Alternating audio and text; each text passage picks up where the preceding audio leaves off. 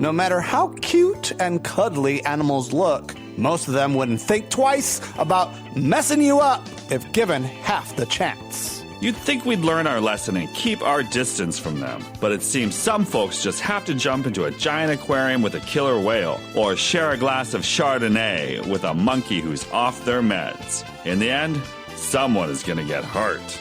Today, comedian Andie Main joins us to take a look at terrifying and hilarious animal attacks that she's talked about on her podcast, PETA, People Enjoying Terrible Accidents. Plus, Andie's new comedy album, Magpie. Was Vice President Mike Pence's childhood nickname really Bubbles? Call me Bubbles, darling. Everybody does. And the funny way Andie dealt with Louis C.K. admitting to being a sexual predator. I'm Fausto Fernos. I'm Mark Fillion, and this is Feast of Fun.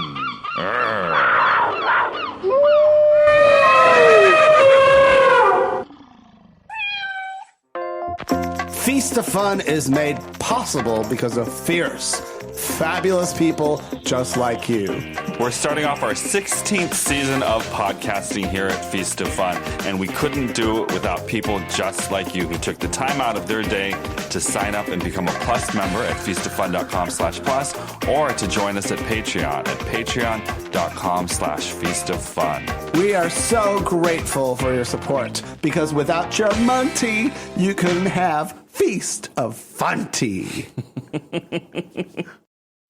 Enjoy the show. Hello. Hi, is this Andie Main? Yeah, how's it going? We're great, Andie. How are you doing today? This is Mark. I'm a monkey. My husband, Fausto, who likes to swing from the trees. How you doing, girl? Is that legal? I'm doing good. In Illinois, you can smoke the trees now as of January 1st. Oh, nice. Yeah. Well, and you're in Colorado too, so we're siblings of the pot states. Yeah. Yeah. The coolest states. I mean, like, I grew up in Oregon, then I moved out to Colorado, and it'd be weird if I was in a state where you couldn't buy weed. I'd be like, what the hell, guys? Catch up. It's 2020. You know? Get Girl. with it. Bernie says on day one. Day one? Hell yeah, Bernie. Hell yeah. Feel the burn. Burn that joint. I'm sure Bloomberg also supports. No, he doesn't. Well, I'm sure Pete Buttigieg supports. No, I don't think he does. No. Well, what about Biden? No. No. Oh, Jesus. No. Sorry. I'm not sure where Warren's at. Where is she at with that? She'll legalize it. Yeah. She'll smoke a peace pipe. Oh, no. No. I'm sorry. I couldn't help myself. Andie, you have a new album out called Magpie, and this I just learned in your comedy set because you gave us a track to listen to. You divulged that Mike Pence's childhood nickname was Bubbles. Yeah, I read that in The Atlantic. There was just like in 2017 or so when I wrote that joke. That's like a child burlesque star, or what? I mean, what? How do you get the name Bubbles? Call me Bubbles, everybody does. I think because he grew up in such a weird, wholesome environment, and I mean like quasi-wholesome, like, 1950s values. Mm-hmm. They just call you Bubbles when you're a young boy, and no one thinks it's weird. They also ate horrible Jell-O and like mayonnaise on everything, so that was just part of his culture, his proud culture. It was his brother Greg who gave him the nickname because he was such a happy child. Oh, really? Doesn't that make you sad, though? That he was a happy kid? Yeah, it's like, Mike Pence at one time was a beautiful baby who laughed and played and had fun. and didn't stare at Trump. Yeah. And now he's like, what do you want me to do now? Married to mommy. Yeah. Part of me as a humanist, when I see like a fascist person, part of them is dead inside, and it makes me want to go out and hug them or heal them to some degree, Yeah.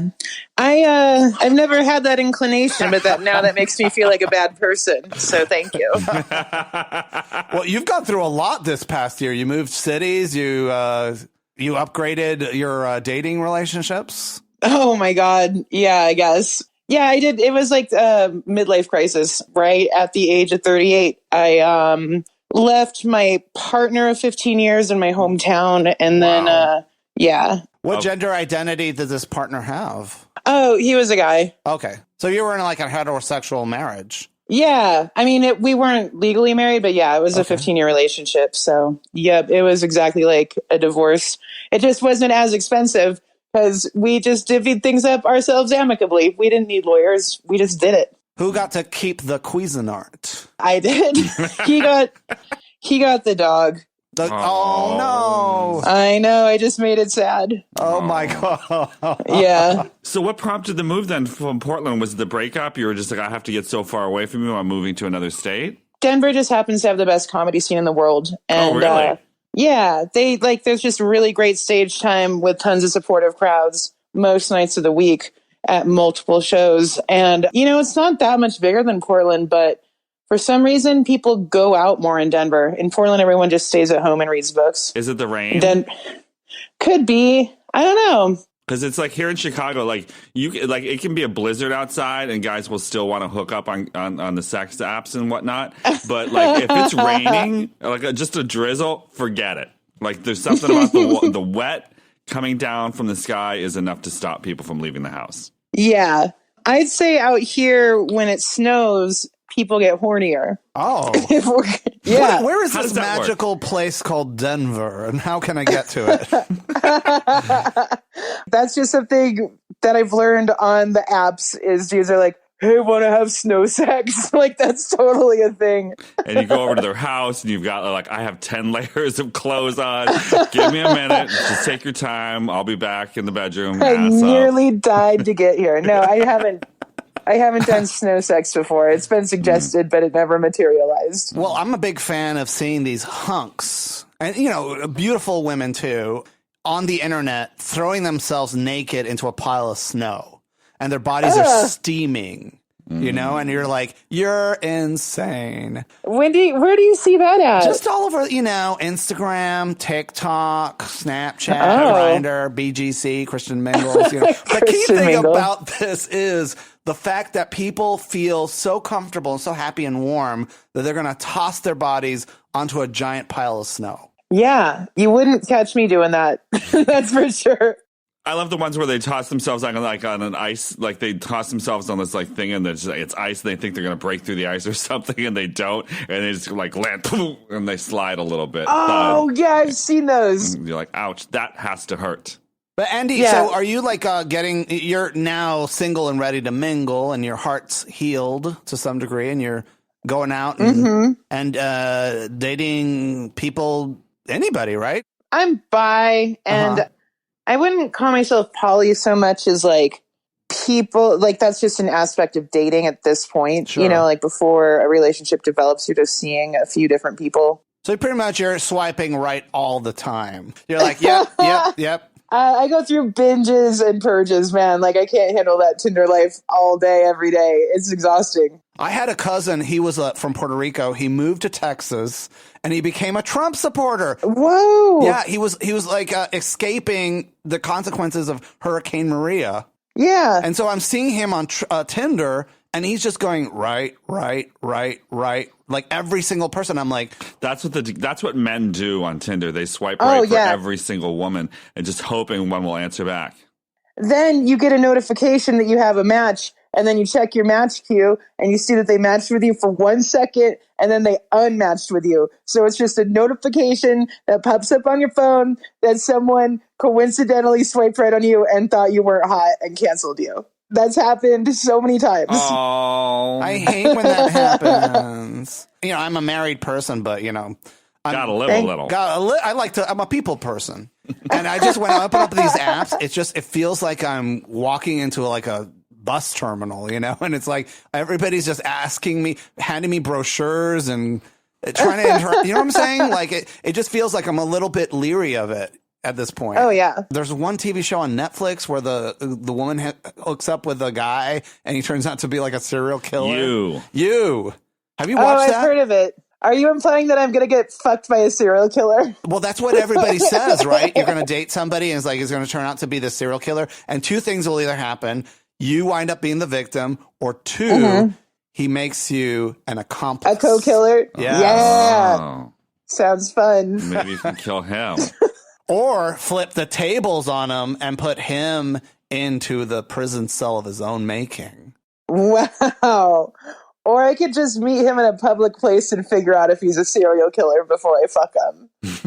There should be some kind of test for that, right? Well, that's what the series. There's no way of knowing that the person you're dating is a serial killer. You know, it's like they hide in plain sight. You can never prove that someone isn't a serial killer until they kill someone in front of you, and then you know they are. That's the real problem there, huh? So basically, love everybody equally until they murder someone.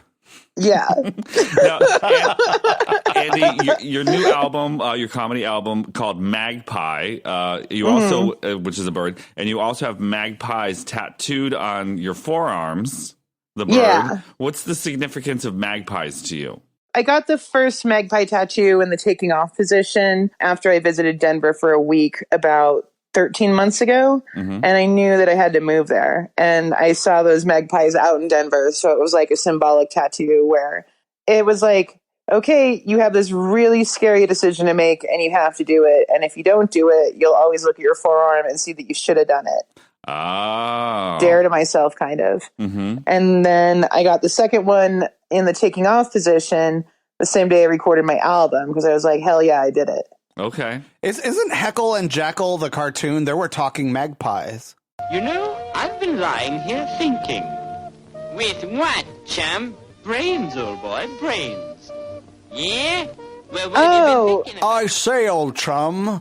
What are you gonna... Well, I know they were crows, and magpies are part of the first was called the talking magpies. Ah, maybe. Yeah. You're confusing the crows from Dumbo with the racist crows. the racist ones with the family-friendly Terry Toons Heckle and Jekyll. Okay. They even had a show in the 80s again, like they had a reprise? Yeah, they look with Mickey Mouse, they rebooted them. And it was like, every little gay boy who's like hot for a muscle daddy, it had a crush on Mickey Mouse. I'm sorry, Mighty Mouse. Oh, yes. Yeah. I was going to say Mickey Mouse is a muscle daddy.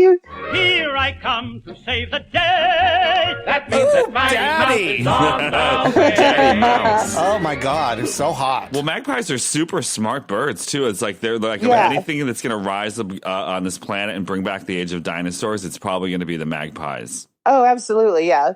They're going to fuck you shit up, honey. It's like Jurassic Park all over again, but with, feathers. Because I was like, well, let me learn a little bit more about magpies before I talk to you about this kind of thing. And I didn't realize that they were all over this country, that they were like everywhere. And just like the Europeans, when they got here, they were like, we are going to kill every last one of these fucking birds. Oh, that sounds like a European. Yeah. Well, at the University of Texas at Austin, they have a condition, because it is very controversial, of a bird called a grackle. They are everywhere. And in the fall, they love to hang out in these oak trees that they have all over the place, right? It was such a problem that things were getting covered in grackle shit. Yeah. And they were terrifying. And so the University of Texas started doing sound cannons to scare them off. It caused like this ecological disaster, like in the for cannons. sure. Yeah, it was just like How a can huge something mess. like a sound cannon start an ecological disaster? I can't see that. I don't understand. But they got rid of the birds, and they never came back. Oh, good. Yeah, but now the birds are elsewhere. They were in giant flocks though too, and I'm not sure of magpies. Do they do they do murders, right? That's a crow. Crows are murders. But they're a type I of see crow. Magpies. I see them in like family units out here of like 20 or 30. Okay. Yeah. Yeah. But they're a part of the crow family, so they must be a murder too. Yeah. But I guess the Europeans were really scared of them because they had this idea that these animals would attack deer and other cattle and like gouge their eyeballs out. And so you'd have this poor animal suffering, or that they'd like try and like take larvae out of the skin of a cow and they wouldn't stop at the larvae. They would just like keep on pecking until the cow got like some kind of infection and died. And then they would eat them. like I covered them on my podcast once, just for one story. It was an episode about birds specifically, and like magpies go for like the most sensitive part of the animal, like eyes and groin, like, and they defend their they know they'll go and attack a man's dick, like they know that primates are sensitive in their genitals, and they will fucking stab you in the dick. We need to take a break. Andie, we're going to be right back with Andie Main talking about people enjoying terrible accidents when animals attack and the hilarious consequences. We'll be right back. All right. And we're back. Yay! Hey, we did it. So you have this wonderful comedic podcast about vegetarians making fun of people who've been murdered by animals. And when I think about like people being killed by animals, I think of Steve Irwin and that manta ray. Stingray. Oh, for Stingray, sure. Yeah. We covered that on an early episode. Shot to the heart. Yeah, the weird part is that he wasn't even supposed to be in the water that day. Like he was just doing like some extra filming. He had no reason to be in the water, and then he was also in shallow water, and that's what scared the stingray, is that it saw his shadow and it like stabbed him in the heart like 400 times. It makes me think about all those times he had his children in his arms as he's feeding crocodiles like meat. And I'm like, at least it killed him and not like ate one of his babies. You know what I'm saying? Like his wife would have been so pissed. Yeah, it's I guess there's always a best case scenario for something like that. Well, his kids are so cute, and they've really picked up his mantle and his love of the outdoors and love of animals. It really shines through his kids. So the stingray got stabbed him in the heart like many, many times? Yeah, not 400, like I said, but a lot of times, yeah. Like how many times? Like more than once? Twice? I think maybe like 30 times or something, I'm guessing. I can't quite remember. So it was like a sewing machine, like kind of going in? That's exactly what I was looking for. Yeah, it was like a sewing machine. Yeah. Wow. How is that even like possible? Like, I guess it went backwards like it was going dee, dee, dee, and then stuck his needle in and out. I mean, I think so. Yeah, it must have impaled him and then vibrated, inside him. He probably was like in some kind of shock and like couldn't move after that or something, right? Or it gets like stuck inside and then it just keeps going. I don't know.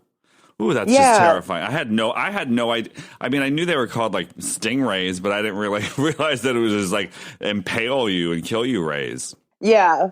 Well, I'm from Puerto Rico, and it's like I've gone snorkeling and seen a barracuda, and it was like I was out of the water in a second. Yeah, get the hell out of there, dude. It was big, motherfucker, too, and it looked real ugly, too. It got lots of teeth. It looked at me. It was like... How long was it? It's hard to gauge because it was like about, I would say, maybe 15 feet ahead of me. Oh, okay. Is that we had it wasn't a big one. A comedian friend, and she was attacked by a barracuda, wasn't she? It bit her in the face. Sabrina Matthews. It bit her eye, and she lost God. part of the vision in her eye from that. Luckily, she survived. And most of the times, sharks and barracudas and piranhas. Well, maybe not piranhas, but piranhas. You need a lot. You need like critical mass for piranhas to take you out. Does this really happen? I know this happens in movies like Indiana Jones and stuff, where like the villain falls into the river and they gets eaten alive by piranhas. Yeah. I haven't covered piranhas, but that's a good question. Well, a huge part of piranhas, and part of the reason why their teeth actually look like that, is because, they live in the Amazon rainforest, right? In the Amazon. And what happens is the Amazon floods. I think you mean the former Amazon rainforest. Jesus. It's not dead yet. And so all these fields and stuff would get flooded, and these nuts would fall. And so they use a lot of those teeth just to crack open nuts that have fallen on the floor. I just like the idea of like this ravenous horde of little fishes, all death by 1,000 cuts. It's kind of like micropayments, Yeah, it's like teamwork. You gotta get it together. It's like, hey, you know what? 99 cents for that app. What's the big deal? And then you look at your bill and you're like, oh my God, I'm broke. Oh, yeah. When I was a kid in the 80s, VCRs were kind of new to the scene. And one of the things that everybody rented was like Faces of Death. I never watched that, but I remember that era.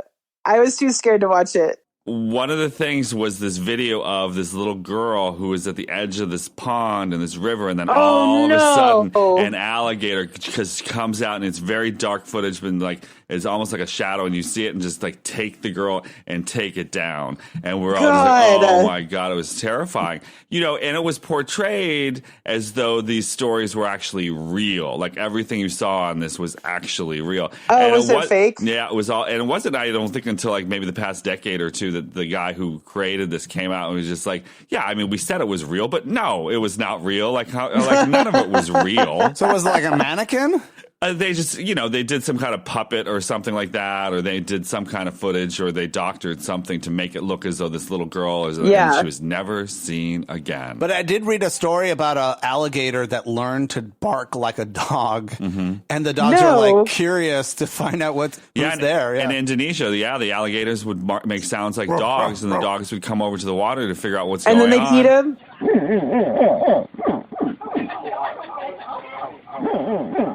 Yeah, then they'd eat That's them. rad, dude. I didn't give crocodiles enough credit for that kind of intelligence. You know, they're almost as smart as magpies. There's also a very famous video of a cat barking like a dog. But I think it just had something in its throat.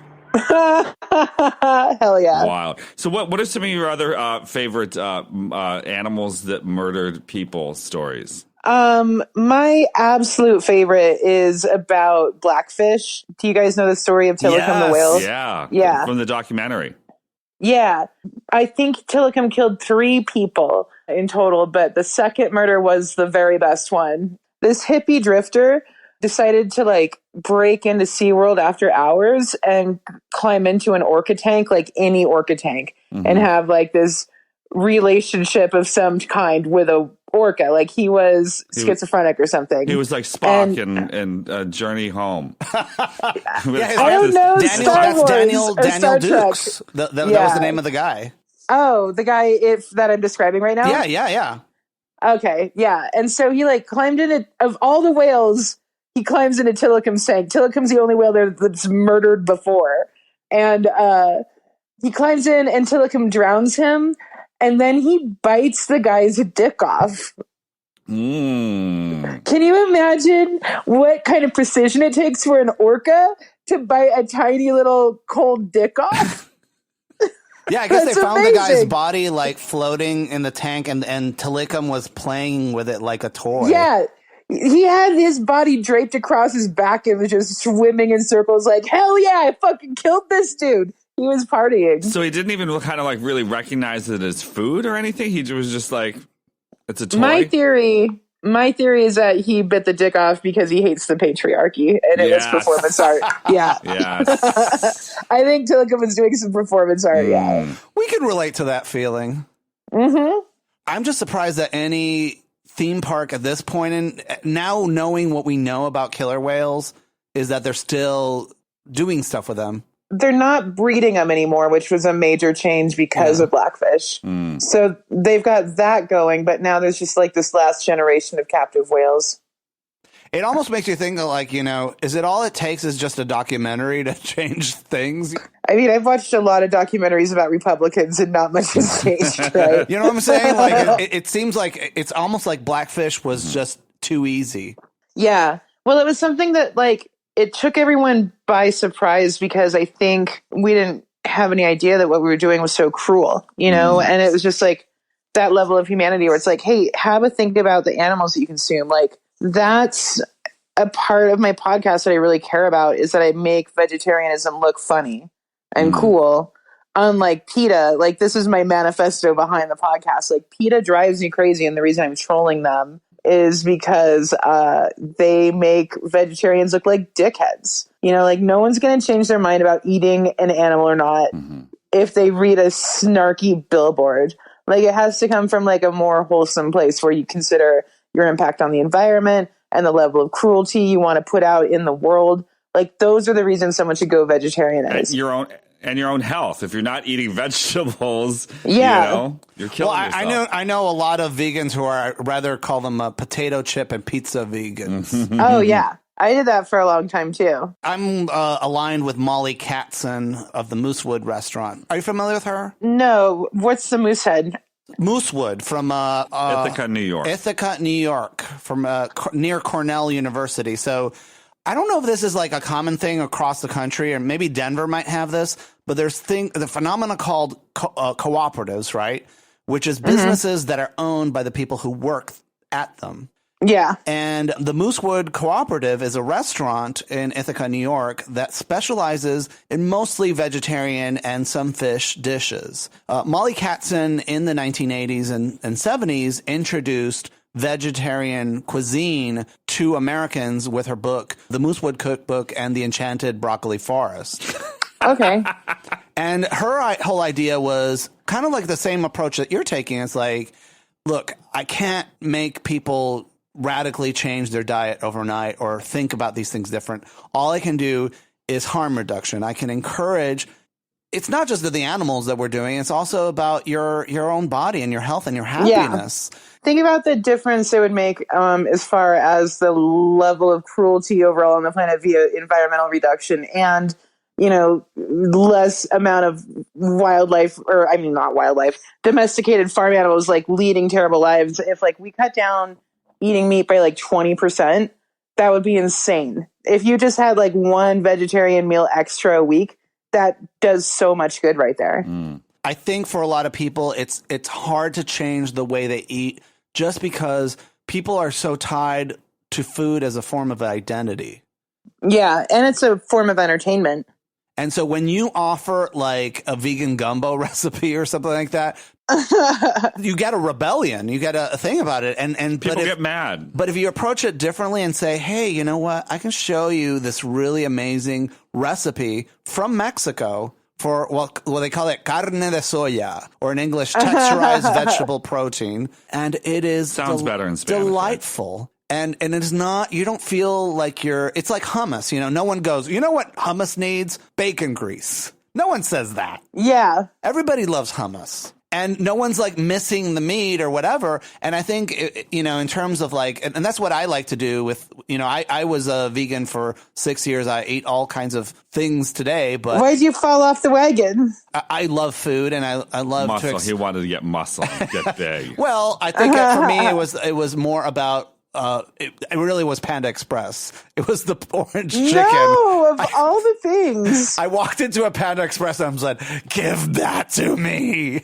Orange chicken, is that what it was? It was. I was being made fun of by my friends. Now you can make vegan orange chicken at home, but a lot of people don't know how to go about it. And that's kind of like where I want to like go in I'm a food personality. We do like a cooking show on YouTube and I just want to kind of like show people how to do these kind of things and inspire them to love vegetarian food and not feel like they're missing out on something. Yeah. I make a really good chicken fried tofu. Oh, really? What's your recipe? It's really easy, man. You just take extra firm tofu, you press the water out of it, you dip it in an egg, you dip it in some shake and bake. And then you fry it. Yeah. Yeah, you got to fry tofu. Fried is super delicious and it absorbs flavors. Don't marinate the tofu beforehand, marinate it afterwards. Yeah. And then you just put gravy on it with greens and potatoes and it's dope. Yeah, it's really easy. Now you're getting me hungry. Well, yeah, go do it. It's fun. And then you get to serve it to your omnivore friends who are going to be like, tofu. And then they eat it. They're like, everything I knew was a lie, Well, so we're lucky because we have a tofu production company right around. So we get like fresh tofu down the street. Yeah. Oh, wow. And some of it actually comes pre-fried. Right off the soy truck. Yes. Well, one thing we've gotten really excited about is baking our own bread at home. And cool. A lot of people are just so intimidated by this. But a while back, I was researching, trying to do a show about Jenny Jones, the talk show host. Oh, God. Yeah. That was a golden era that no longer exists of trashy talk shows. She's still around, though, but she's cooking now on YouTube. Oh, is she cooking like the nutritional equivalent of her television show? No, she's actually an amazing chef. So Jenny Jones has this amazing history. Yeah. She was like a Las Vegas showgirl. She was a drummer. She was a stand-up comedian who won Star Search. She did this talk show. A gay guy came out on a crush on her show. And then afterwards, they had sex, and one of the guys killed the other guy. Mm-hmm. I remember that a little bit. It was such a scandal that they canceled the show. And so she just kind of took her money and just kind of licked her wounds. I think she fell in love and married one of the camera guys of the show. Oh.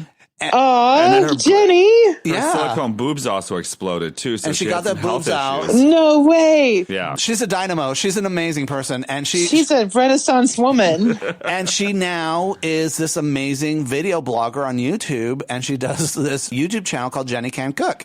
And in there, she shows you how to make bread. And her approach to making bread, the no-knead bread recipe, is amazing. I urge people to watch it, and we're going to make our own videos about that too. But anyways, sorry, I just got sidetracked about food. I love that rant. But it's like people lived off bread for like millennia. Yeah. And now it's, do people eat as much as bread as they used to, or did, or not? I don't know. When I was in Norway, it's like a Norwegian's breakfast is a piece of bread with some stuff piled onto it and maybe a piece of fruit. And then for lunch, it's one slice of bread with more stuff piled onto it and maybe a piece of fruit. And that's what they eat for lunch. Huh. Whereas here we're like, I'll have fries, a burger, salad, a milkshake, all these kinds of things. And a biscuit. Mm-hmm. But a lot of it just, it's what you eat and how it is. A lot of it is just perception. And I think that's part of the reason why it's important, like when you're trying to lose weight or do anything, it's just kind of like write down everything you eat, because then you realize I'm getting all the nutrition I really need. Mm-hmm. So I don't know. I think we just got to let people off the hook. I think we're just let them be fat. Let them just be, if they ask for help them. But it's like too many. We're just so bossy. It's like you look at podcasts, and even we're guilty of this. We're all just offering so much advice. We're drowning in advice. It's like, okay, Oprah, thanks, but I wasn't asking for your opinion on. It's like just let women, especially when it comes to women's like liberation. It's like maybe you can talk about this. It's like people just love to tell you what to do with shit. Oh yeah, like people just love to fucking talk, regardless of whether or not they know what they're talking about, right? Like that's the whole human condition. Unsolicited advice, like making up like solutions when you don't have any expertise. That's all uniquely American, right? For sure. Now, I asked you for some talking points and things we can ask you about. And for a while there was like a women comedian saying like, don't ask us about Louis C.K. But you actually put in your talking points like, ask me about Louis C.K. So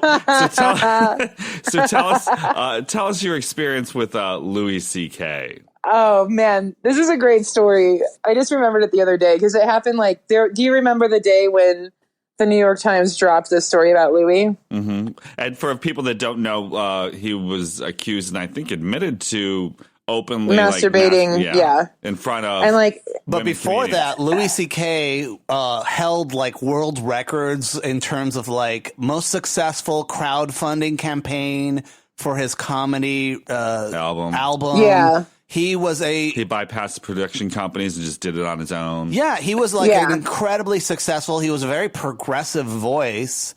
I don't know if I'd call him progressive because like there was always this underlying misogyny in all of his shit, in my opinion. But were you aware of it at the time, or were you just kind of getting a bad feeling about it? I knew stories just by virtue of being a stand-up comic. And there was like, you didn't have to dig very deep to find shady testimony that was exactly the same as what was released in that article. Like women talk about it, like I am not someone who is ever going to reach the level of fame that Louis made. Like I'm not going to see a fucking 100th of that. But, like being connected in the comedy community, you just hear stories. And so the day that article dropped, I happened to be in LA just doing shows. And I went to the Hollywood Improv and I got to perform there on that stage for the first time ever. and the side stage. And we were hanging out in the main area where like there's the portraits of all of like the most famous comics who got their start at the Improv. And Louis' portrait was right there, and his hand was gesticulating like at an angle to his crotch where it was really easy to draw a dick and connect it to his hand. So you drew a dick of like Louis C.K. masturbating at the Yeah, LA Improv. and like my friends made a diversion from the bartender, and like we had to borrow a Sharpie from someone else, and it was all very MacGyver, but we fucking pulled it off. And then they took down the portrait a couple days later, so that was great. But it stayed up there for a few days at least. Hopefully. That's hysterical. I hope you had taken a picture of it. I wish you had taken a picture of it. I do have a photo of it. Oh my God, that's amazing. Part of me is like, Louis C.K. seemed really kind of like he kind of was like very reticent. He had like a lot of remorse when that information came forward. He was sad because it affected his career. No, but like he could have, there's so many ways. Like if you look at the way some other people have handled those kind of circumstances, they've either doubled down or they moved to another. But he actually retired for a bit, and then he came back, and he was just like this right winger all of a sudden. Yeah, he became a super alt-right because he became like the voice of the not all men kind of deal. He became an incel warrior. Yeah, like he lost all of his good fans, and now he's just hated by the devil.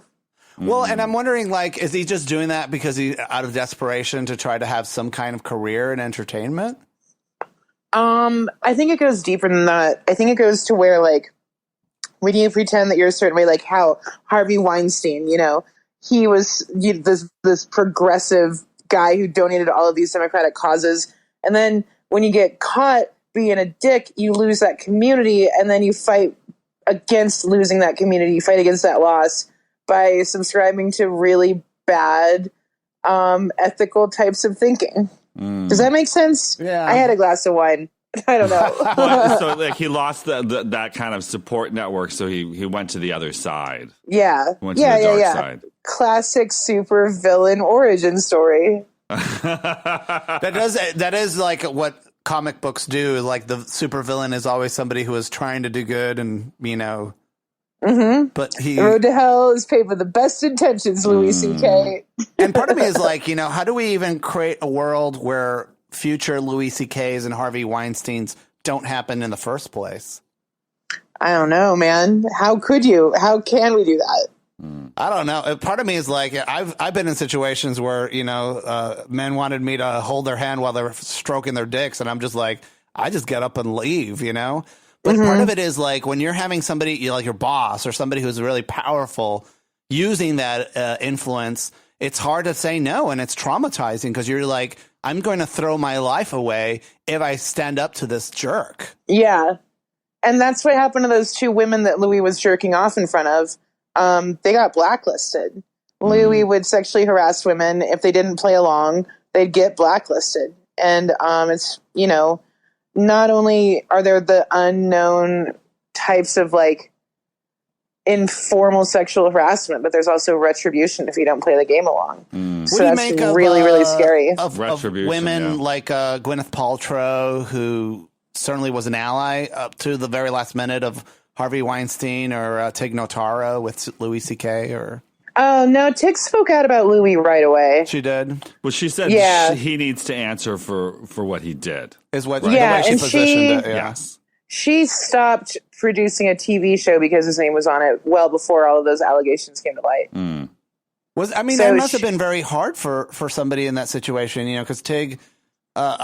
God, people just are crazy about her, and she's shined on Star Trek Discovery, Oh, is she on that now? Oh, my God. She was such a wonderful presence on that series and brought so much actual genuine humor to such. I haven't watched it, so yeah, the season with her and her scenes She's are on phenomenal. season 2, yeah. And it definitely brought some humor to the show, which is needed, great. you know. And then I guess she's not on the 3rd season or something. I don't know how her health is doing. Yeah, she had some health issues. Oh, really? Yeah, she went to her character went to stasis. Okay.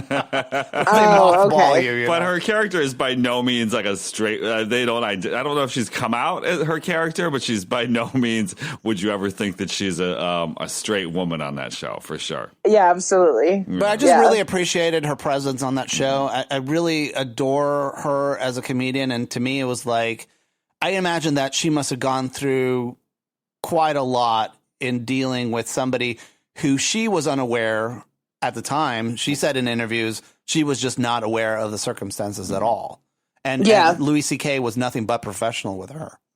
And that's how people get away with it, because they, you know, not only do they're not going to be monsters to everyone. No, you have to pick your victims. You have to groom them sometimes. Yeah, exactly. Tell us about your experience traveling with your friend Chris Fairbanks, who surprisingly looked like former Speaker of the House Paul Ryan. And you guys, my God. He decided, I do look like him. Let's capitalize on this and make it funny.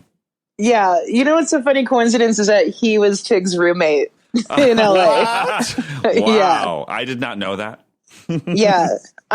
Chris and I made a tour.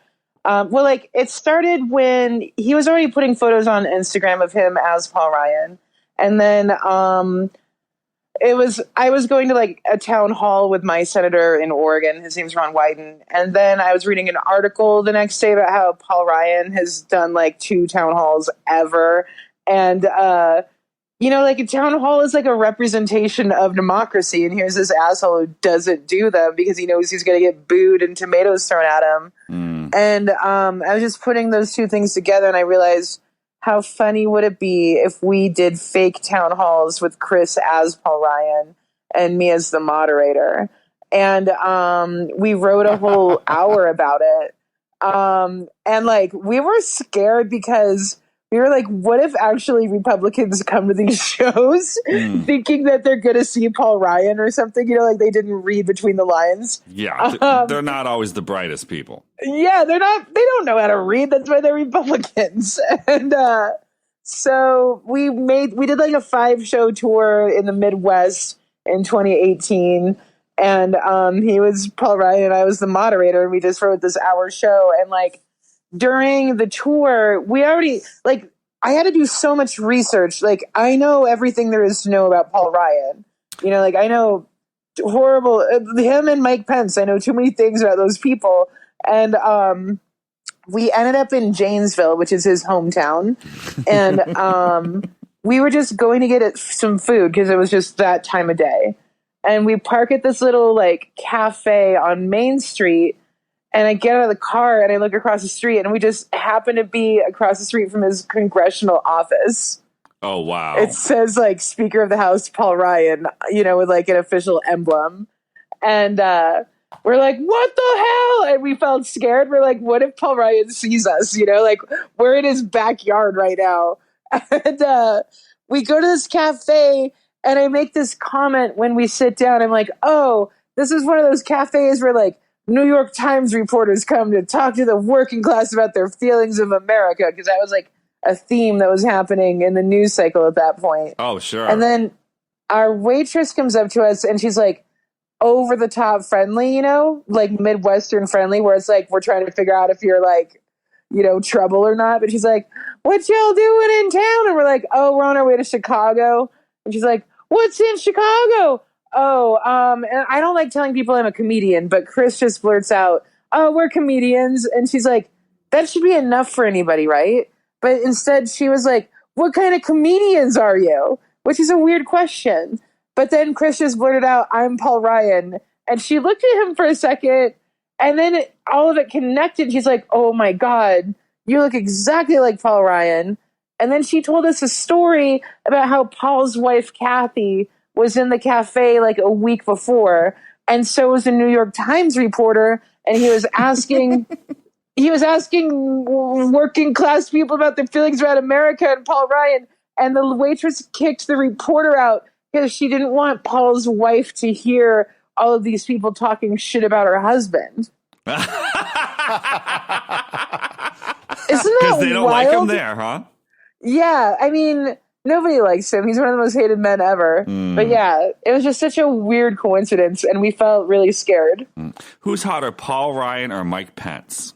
Paul Ryan. Yeah. Well, he was in like Men's Health or Men's Fitness. Yeah. Yeah. Working out. He just looks so pitiful. So, Weak. he looked like the Charles Atlas before photo. Oh. Oh, Paul. And I'm little like, guy. and I'm like, and part of me is like the way they posed him. It just seemed really. It was a really awkward, wonderfully awkward photo. It looked to me like he was proud of it, which Yeah, makes he it was even into sadder. it. Well, I think he's a little bit bi-curious, like that. What's the name of that guy who's from Illinois? Who was Schock, Aaron Schock. Mm-hmm. Yes. I don't know just who you're saw talking Aaron about. Schock. Aaron Schock he was a representative, a Republican representative for the state of Illinois, who I guess he was embezzling some money, and he was redecorating his office to look like Downton Abbey. It was misappropriation of funds is what it was. God. They said. And so he got caught. He was forced to resign. And part of it is like everyone knows he's gay to the point that he doesn't even bother trying to hide it anymore. So he was like a Coachella, and he was like sticking his hands down some guy's pants, He's at all the gay bars in WeHo now. And he's like, he's gorgeous. I mean, physically he's gorgeous. Personality is rotten, And most recently in Chicago, I saw him on one of the dating apps. No, you didn't. I saw him on Scruff.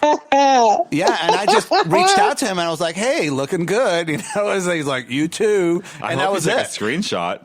Yeah, I have it on my Yeah, phone. that was my next question. I mean, Did there's you not get a much screenshot? there. He hasn't blocked me yet.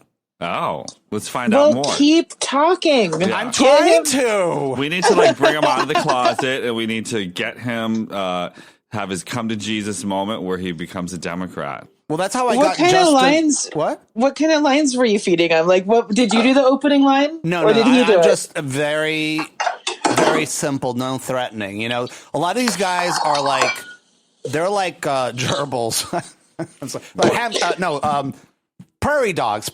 Sorry. Like they're just fucking each other like prairie dogs do? That prairie dogs, if you just look at them wrong, they scurry back inside their hole and you never see them again. Right? Oh, okay. So we actually got the human Ken doll, Justin Jedlicka, on the podcast through this method. So Okay. We booked a few guests through. a really Through great Grindr? guest. Well, through the dating apps, because it's a small community, right? Yeah. So, and part of it is like if you recognize somebody, you know who that is. You gotta play it right. You can't just be like, "Oh my god, I did this podcast. I'm dying to talk to you." Blah blah blah blah blah. So I was just like, "You're hi, looking good. How's it going?" And we have a very, very bland, very boring conversation. And then this is where the pedal hits the metal. This is your trump card? Yeah. Well, not not the Yeah, ones it I would is. choose, but That's exactly what I chose on purpose. I say to them, I said, we could have sex, but I'd be more interested in inviting you over to my home where me and my husband can have a three-way as a podcast. We could interview you and we can be friends. I'd rather be friends with you, and then maybe we can have sex if you'd like. Yeah. This is our first date. Do my podcast. Yeah. Yeah. To some degree, and a lot of, Justin did show me his silicone enhanced penis though, right after the recording. it was huge. Yeah. Are you talking about the human Ken doll? Because I don't know anything about this. Aaron Schock. Not Aaron Schock. Yeah. No. But yeah, he's very proud of it. But he's not supposed to talk about it. No. Can you explain the human Ken doll to me? Because I'm lost. So he is an addict of plastic surgery. He considers his body the greatest sculpture that he's ever worked on. A new kind of beauty God. for a new generation. And he's a consultant for the wealthy in plastic surgery. And he has a wonderful sense of humor. He's very popular with a lot of the girls from RuPaul's Drag Race. Okay. And part of it is because he's unapologetically, like Jocelyn Wildenstein, a body modification extremist who wants to basically look like his face has been stretched back with an inch of its life. He has pectoral, bicep, tricep, lat, quad, gluteal, calf silicone implants. Oh my God. We asked him dick. we asked him on the podcast if he had his dick, and he said no. He's just like, and then afterwards, like the podcast, he's like, well, I don't really like to, tell people publicly, but yes, I did. I did. And now you're telling him publicly for him. It's like he's not. It's old news now. It's old news now. I'm sure more people know. And so then he pulled it out, and like there was length there too. So it was a long dick to begin with, and then it was like it was thick. And he goes, so he pulls it out, and then he's like, see, on this side, I injected it with silicone, and then I got really hard because it turned him on. Like he's turned on by the surgery. And then he's so then I had to wait for it to go down. Then I did the other side, and then I got hard again. and then he points to the head of his penis, and he says, see the head here? You're not supposed to put silicone in there, but I did it. But I did it anyway. Did he do it himself? Is he the surgeon? Well, that would be wild. That would be illegal, I think. I know. That'd be insane. But that'd be rad as hell. Andie, I do want to talk a little bit more before we wrap up the show about all these amazing animal stories that you have on your podcast. Oh, yeah. Any mention of Siegfried and Roy and their albino tigers? Not yet. Okay. We haven't done that one. We haven't done bullfighting. Like, I think I'm going to do an episode where it's like just, oh, yeah, why haven't you talked about this yet, you dummy? But we've done, like, Steve Irwin. Have you done the one of Travis the chimp who most famously ate this woman's face? Oh, that was so sad. It's a really sad story. It's one of the saddest stories ever. Oh, well, you'll have to listen to the episode and find out.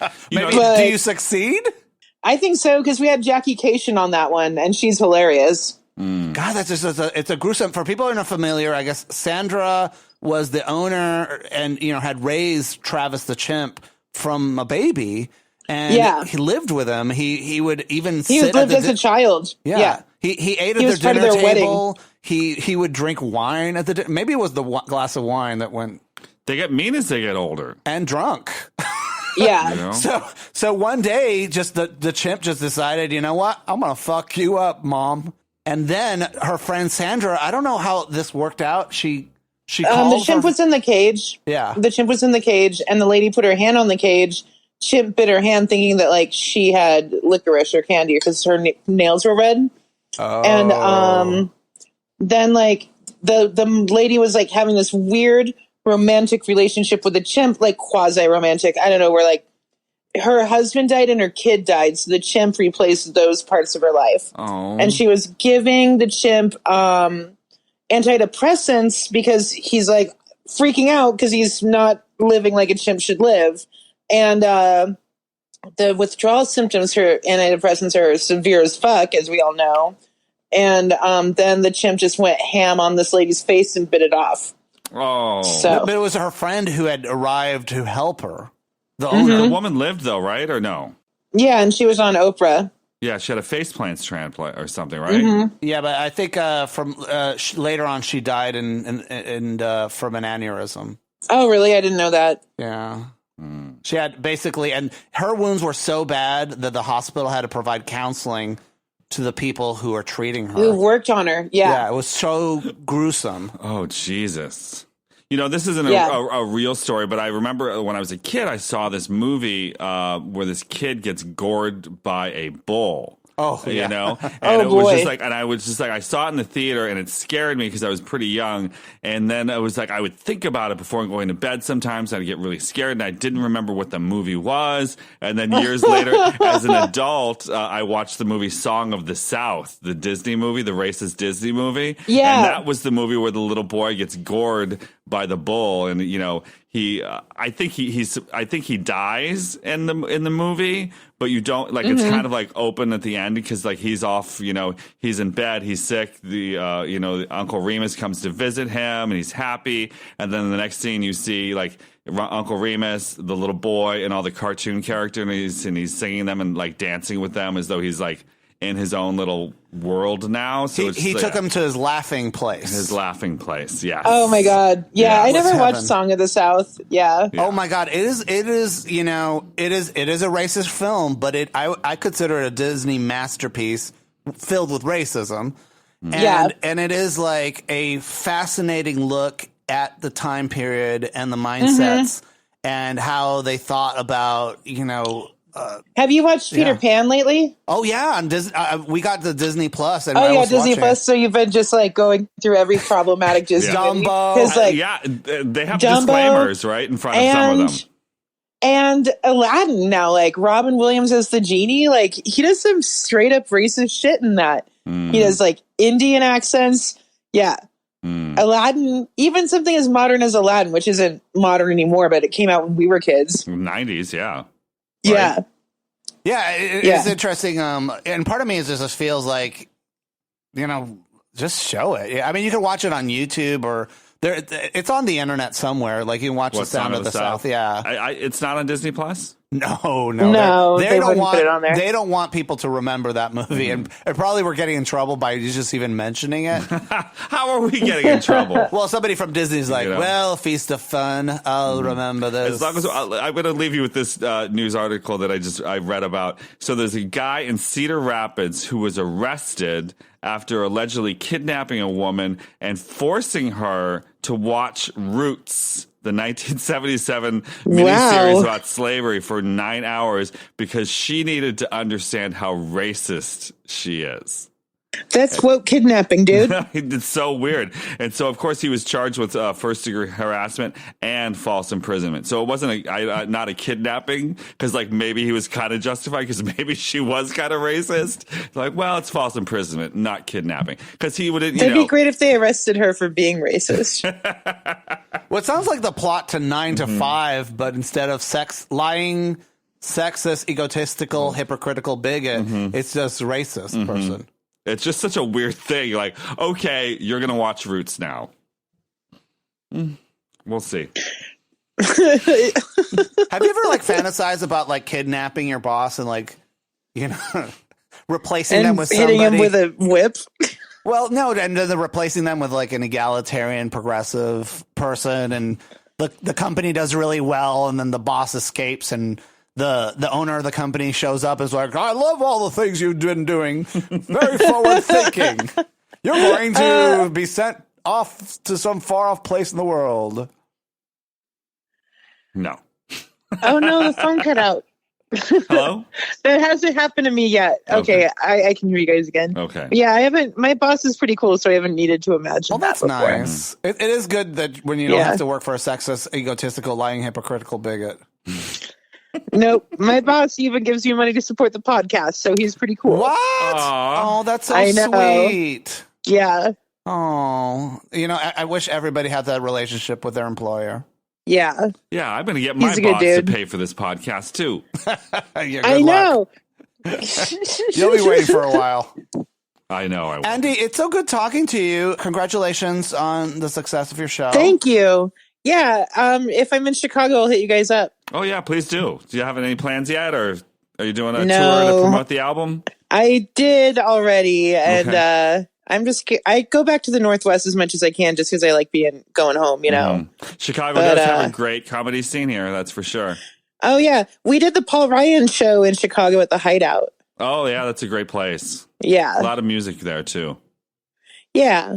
Well, it was really nice talking to you guys. Thank you. Yeah, so the name of the show is People Enjoying Terrible Accidents, or PETA? Yeah.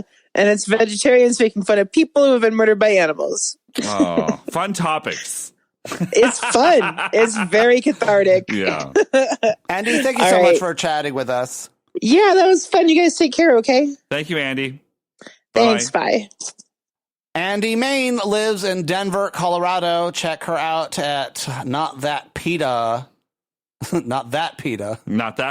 .com or Andie, what is it, her website? AndieMainComedy.com. And it's spelled Andy, not Andy, but Andie, Main as in the Main Street. .comedy. And you can buy her comedy album, Magpie, wherever comedy albums are sold. I'll put a link up on the website. Andy, I think her podcast is pretty good, said Aunt B in an alternate universe. Remember, Feast of Fun is made possible because of fierce, fabulous people like you. We couldn't do the show without your support. Access thousands of legendary podcasts without any ads at feastoffun.com/plus. Or join us at Patreon at patreon.com/feastofun. Or you can visit our store as another way to support our podcast and get yourself a t-shirt. Not Shaven gives me more time for misbehaving. Hey, man, baby. Lots of fierce fashion at feastoffun.com/store. Go get it, honeys. And don't forget to leave us a review on Apple Podcasts. Or Google Podcasts. Or Spreaker. Wherever fine podcasts are found. Or Stitcher. Stitcher. They all sound like people sneezing. Stitcher. Google Play. Federico Gaspari wrote in, do not miss Feast of Fun, the best LGBTQ podcast. This show is my go-to podcast for LGBT news and commentary. I've been listening to it for the last 15 years, during which the hosts, Mark and Fausto, have introduced me to amazing comedians, writers, singers, actors. Their unapologetic style allows them to tackle all sorts of topics in a fresh and insightful way. Tune in if you're looking for something that's going to make you laugh and think and stimulate you while feeling at home in a colorful and diverse community. Thank you, Federico. Thank you, Federico. Federico lives in Italia. Oh, buon Italia. I know. Isn't that wonderful? Come to Chicago and we'll make some pasta long together. Supporter of the podcast for many, many years. I really appreciate that, Federico. Thank you. And if you're listening right now and you're inspired, just send us the review so we don't have to hunt it down. You can contact us through Instagram, Twitter, Facebook, all Feast of Fun. Just slip it into our DMs, honey. What does DM stand for? Direct message. Oh, I thought it was like, dick magnet. That's me. So we look forward to hearing from you, and we look forward to hearing your feedback. And thank you so much for listening to Feast of Fun. Bye-bye.